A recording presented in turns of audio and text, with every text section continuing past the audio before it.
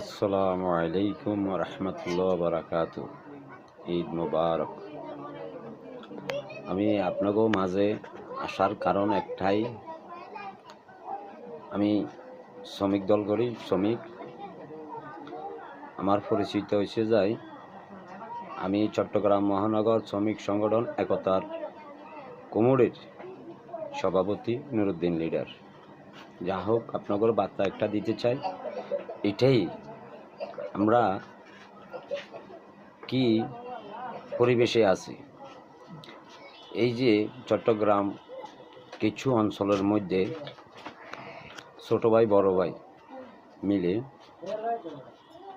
প্রশাসন লগে একজাস্ট থাকি, আপনার যেগুলা কাজ করতেছে ঈদ প্রশাসনের আছে, আমাদের নাই। টিআই প্রশাসন, এই টিআই ঈদ আছে, সার্জেনের ঈদ আছে, ট্রাফিকের ঈদ আছে। ভাইয়া, একটা গাড়ির ড্রাইভার, একটা শ্রমিকের, এই যে শ্রমিকগুলা এত কষ্টের বিনিময়ে কি সংসার চালাবে না?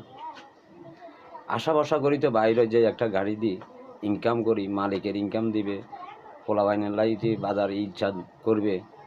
এই জিনিসের মধ্যে যে আঘাত, আমাদের আইনি কি বলছে এই যে ঈদের দিনও গাড়ি টু করো, এমন পরিবেশ আমাদের দেশের আইনের যে আপনার খোদার ঈদ চায় না, কিছু চায় না।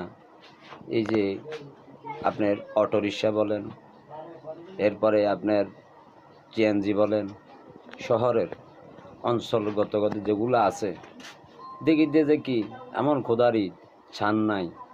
এরপর গ্রেপ্তার করছে কিছু আমাদের লগের সঙ্গী ভাইরা, আমাদের সমস্যা বয়সের মানুষ যারা আছে, কিছু টিআই লগে চারজনের লগে থাকি, ওরা বার্তা দেয় টিআই চারজনে কি টু করে দেয়। এই যে আমাদের পরিবেশ, জনগণের কাছে আমার একটাই দাবি, এটা কি আমাদের আইন? এটাই কি আমাদের একটা পরিবেশ দেশের? ভাই, এমন খোদার ঈদের দিন তো ছাড় দেওয়া যায়, পশুর তো পশুও যত ছাড় দেয়, তো আমাদের একটা জনগণ ভুল করছে। এমন খোদার ঈদ আসছে, এই যে পরিবহনের ড্রাইভার কই যাবে, হালকা পরিবহন যে সিএনজির ড্রাইভারগুলা এমন অত্যাচার হইলে কীভাবে জনগণ বাঁচবে? জনগণ পাশে যদি না থাকে, আইন থাকবে নাকি? আইন থাকবে নাকি প্রশাসন থাকবে?